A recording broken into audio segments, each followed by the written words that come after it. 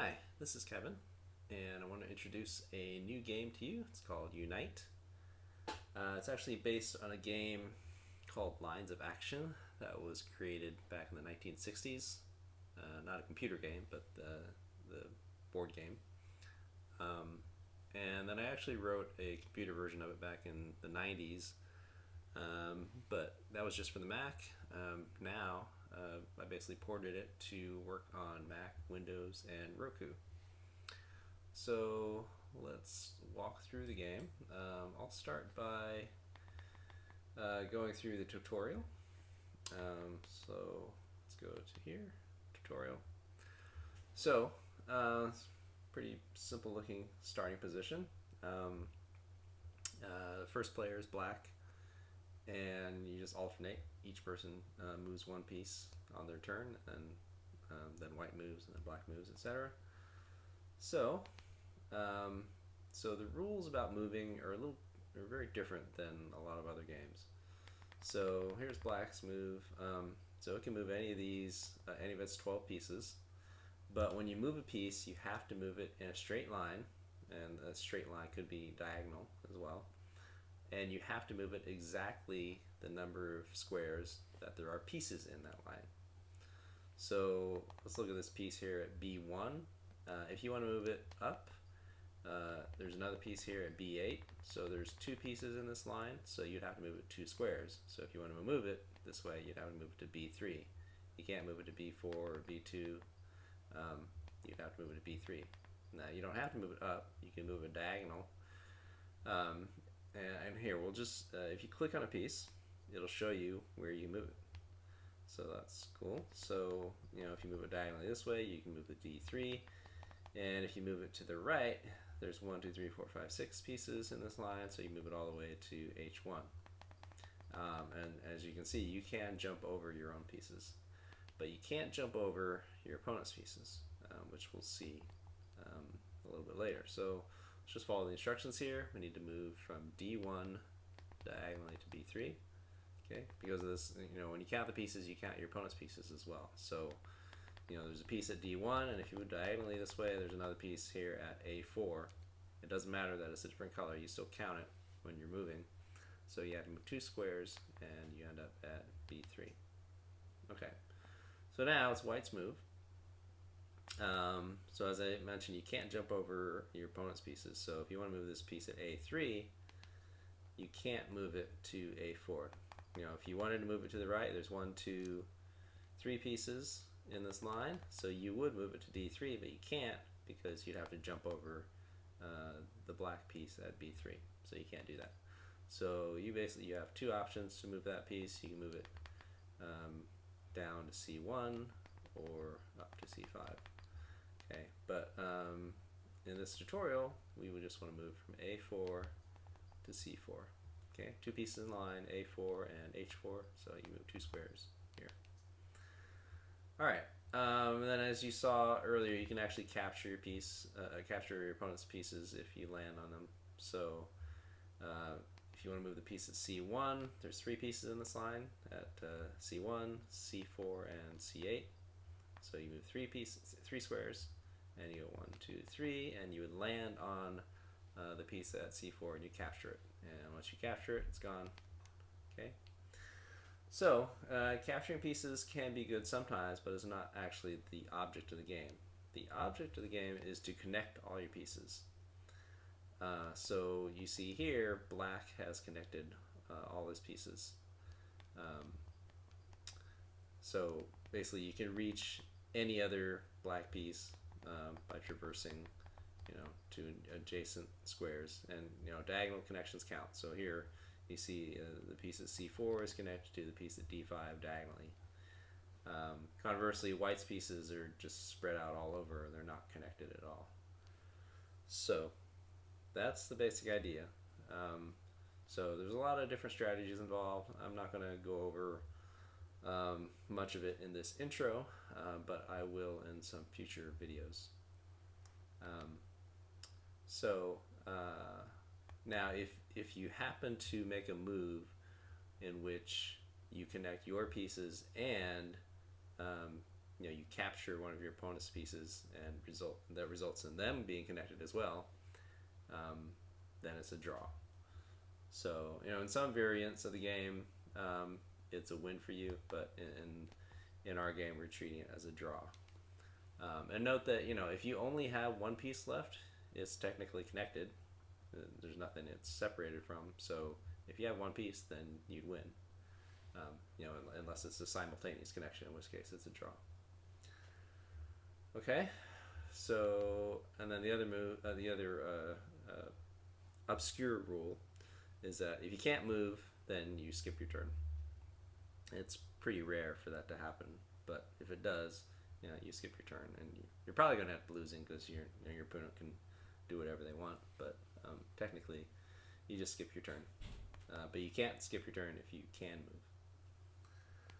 Okay, and then the other thing that's interesting about Unite is that we provide different boards for you to play on. So in this board, the 4 center squares are blocked off.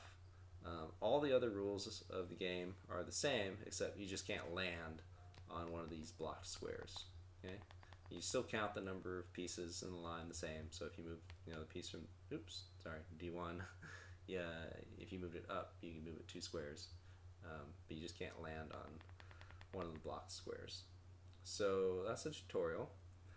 So let's go back to the game menus, just so you can see what it's like. So 1-player game.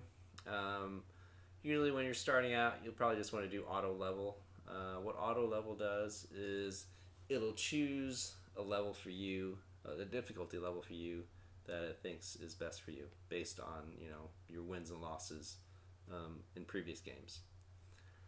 You can also just choose this selection here will be the last level that you played, or if you want, you can pick a level, any level you want. There are 7 difficulty levels available in the paid version of the game, 4 in the free version. So in the free version, you'll get access to beginner 1, 2, intermediate 1, and 2. But in the paid version, and also in the Mac and Windows version, you'll get access to the advanced, expert, and master levels. Okay, and then the numbers you see there are approximate ratings for these levels, and then your rating will change as you win and lose games against these levels. Okay, so you can pick a level, then hit OK, and then you can play the game. So let's go back there, and what else? Anything else to show here? So the other thing is you notice at the bottom there are those different boards. So there's 4 different boards you can choose from. If you're playing on the Roku, you can just use the right and left buttons on your remote to choose one of these levels, or sorry, one of these boards. So let's say you wanted this one, then you get that board to play on. Okay. So and then play when you play a game as black, afterwards. If you try that same level again, you'll play as white, so you can't get black every single game you play. Because there's definitely an advantage to playing black, of course. So that's 1-player games. You can also play 2-player games. So if there's someone next to you, you have a friend or relative who wants to play with you, you can play a local game. So okay, so first thing here is you can choose the time control. Games go pretty quickly, so these are just some even a 5-minute game is not that fast. You could do a 5-minute game. 2 minutes maybe a little fast. You might be more pressured to move quickly. But you can choose whatever time control you want. Press OK. And then you have a 2-player game. So you basically, if you're on the Roku, you just take turns using the remote and make moves, and then you can see the clocks on the left counting down to time. So for those of you who haven't used a clock with a delay, this time limit we're using, I think, is 10 minutes with I can't remember, I think it was like 3-second delay.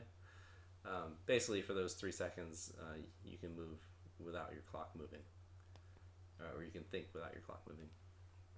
So, just gives you a little extra time.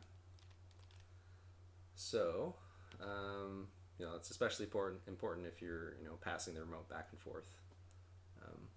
You don't want to lose time when you're passing the remote to your opponent. So the other thing that you can do is you can play a game over the internet. So you can play a public game, which means you get paired up with just some random person. Now, if you're playing on the Roku, that means you can play against another person playing on a Roku, but also it could be someone playing on the Mac or Windows version as well. It's the same pool of players. You can also use this private game feature. So, if you have a friend who also has the game, living somewhere else, you can do start private game, and then choose your time control, and then you'll get a code, and then you basically just tell them what that code is. You can call them or text them or however you want to get the code to them, and then on their Roku or the Mac and Windows version, they can enter that code. They would choose join private and then enter that code in. So I'm going to do that on another Roku I have. So 304723. Okay, and then once they do that, the game will start. Okay, and so here we're waiting for the other person to move because they get black. It's random. So wait for them to move. Okay, they moved. Okay, now it's your move. So you make your move, and then you wait for them. Okay, so pretty straightforward. So that's cool. You can play against people, in another state or wherever. Could be anywhere. So a few more things. Stats. It'll keep track of your wins and losses against all the different levels, and you'll get a rating as you play. And there's high scores. You can see players with all the highest ratings. I think you have to play at least 20 games to appear on this list. So that's pretty much it. So hope you enjoy the game. If you want to find players to play with over the network and you're having a hard time doing that, I encourage you to visit our Discord server and try to find people that way. Thanks for watching.